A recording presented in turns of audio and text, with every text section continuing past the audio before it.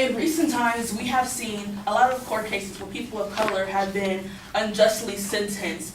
And it's supposed that white conservatives or white individuals who identify as conservatives think that this is the total opposite. Well, I am here today to prove to you that the United States justice system is racially biased against people of color. I will do this by stating 2 points: that in drug crime, people of color are disproportionately put in prison due to the pigment of their skin. And my second point is that people of color are sentenced to longer sentences than white individuals for the exact same crime.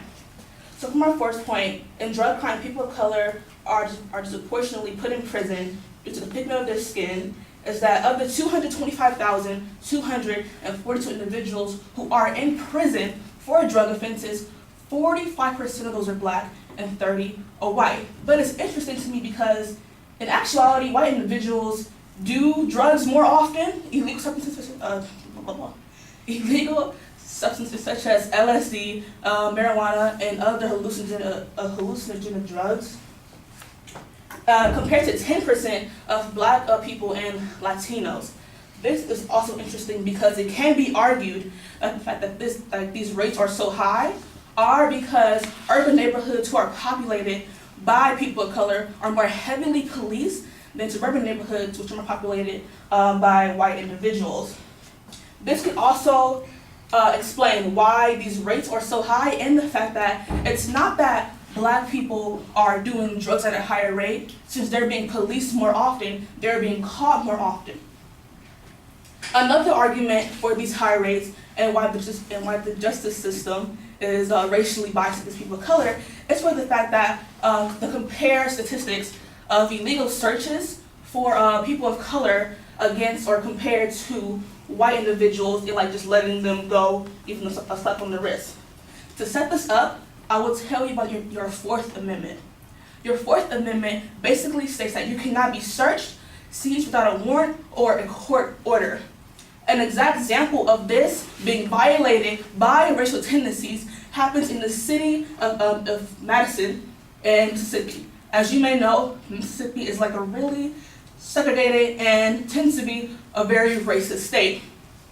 In the city of Madison, there are 58% white individuals and 38% of black individuals in the community. But it seems that something is wrong for the fact that Madison is not a suburban, it's not an urban neighborhood. The population of people of color are not that high, but they are under a permanent stage of search and siege. So to be searched and sieged, you have to be surrounded by an authoritative figure, in this case, the law enforcement there, surrounded the black community and strip them of their resources. Which is crazy for the fact that Madison, the black community, the crime rate there is 64% lower than the national average. If their crime rate is low and violent crimes and drug use or simple misunderstandings, why are they being under search and siege if they're not causing any harm to the community? For this to happen, there has to be some type of racial bias within the law enforcement for the fact that, once again, like I said, their black community has a very low crime rate and is not a harm to the city, the town, or the state. My next point is that people of color are sentenced to a longer time in prison than their white counterparts for the same exact crime. For this, I will be referencing the court case of Brock Turner and Corey Beatty. Brock Turner, he's a Stanford student, a white individual, a college athlete, a swimmer. He raped an unconscious woman.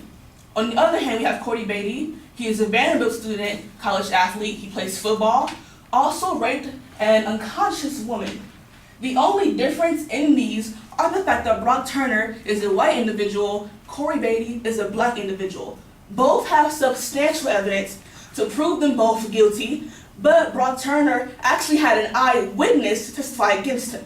So why is it the fact that Brock Turner actually got 6 months and 3 months with good behavior, and Corey Beatty got 15 to 25 mandatory years in prison for the exact same crime committed by his white counterpart? If these court cases are supposed to be treated similarly without having any racial bias or being discriminatory, then why are these sentences so drastically different from each other? This is a prime example of why the United States justice system is racially biased against people of color. Thank you.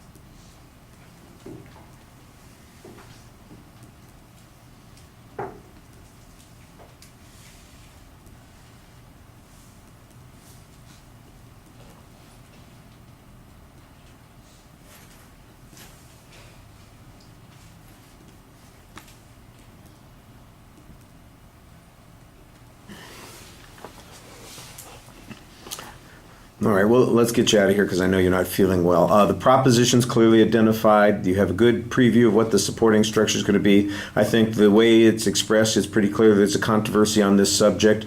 You get to the body of the speech. Your first point, you identify what your claim is.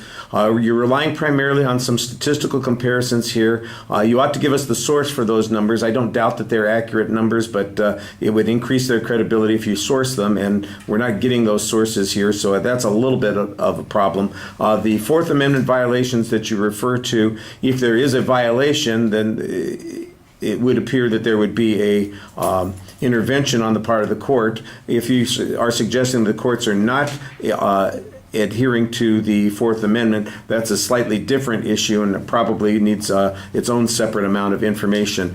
We're going to be talking about reasoning issues in getting ready for the refutation speeches, and I can see, for instance, somebody coming to the exact opposite conclusion with your example of Madison, where in essence the argument is, well, they have this over-enforcement here, why are they doing that when the crime rate is 64% lower in Madison? And the answer that might come from the other side is, the reason it's 64% lower is because we are enforcing the laws so strictly in these particular places. So it's going to be one of those cause-effect kinds of arguments that comes up, and any additional information that suggests that this is discriminatory in some way, I think would be helpful. Once again, I think you've got, I know you're not making this stuff up from someplace, but you do want to cite the sources on that particular point.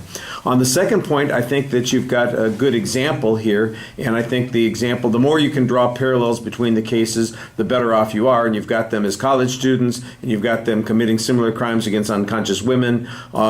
The other thing that just popped into my head as I was thinking about it is whether or not they are in the same state. If they were in the same state, that would also help because the laws are supposed to be applicable. There are differences between the laws in some states versus others. So I don't know the particulars of these cases, but I think the way you've described it, you certainly have a case of injustice that appears to be happening here, and I think that that's a good example. What we need now is some more follow-up to show that this kind of thing happens. Typically, that this is not a unique set of circumstances, but rather a regular set of circumstances so that it's more generalizable. I think that it's delivered pretty effectively for the most part, despite the fact that you're not feeling very well. You express yourself in a nice, passionate way, but it doesn't seem over the top. It seems very rational when you're talking about those issues. All right, thank you, and go.